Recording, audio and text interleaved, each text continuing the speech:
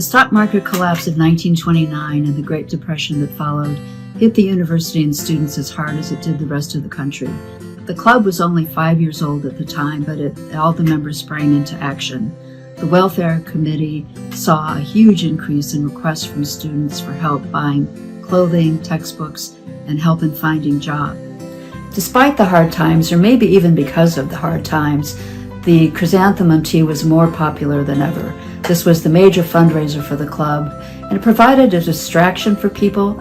People also realized the club needed funds more than ever. For the 1933 tea, the club advertised that they were going to keep the ticket price the same as the previous year, $1, and they used as their slogan that it was about the only thing whose price had not gone up.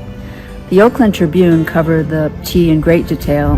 Thousands of people attended, and the newspaper article noted that bicyclists were crowding pedestrians off the walkway along Palm Drive. Some things never change.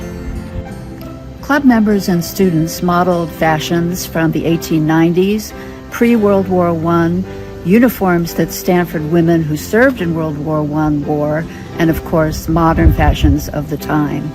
The Glee Club sang songs such as Little Robley Maid and We Won with Jimmy Lonergan. Sadly, I have not been able to find any of the lyrics to those songs.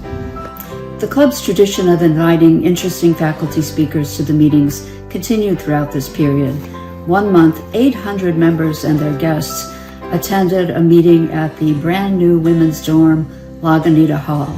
The director of residential services addressed the implied criticism that perhaps the building was too extravagant, but she maintained that the building had been designed with economy and convenience, and furthermore that women were entitled to a good space for studying and socializing as well. What best sums up the impact of the Mothers Club during the Depression era is this quote from the 1935 edition of the Quad. Many a degree might have been forfeited to the exigencies of these times of depression had not the Mothers Club come forward with the money needed to keep those students in college.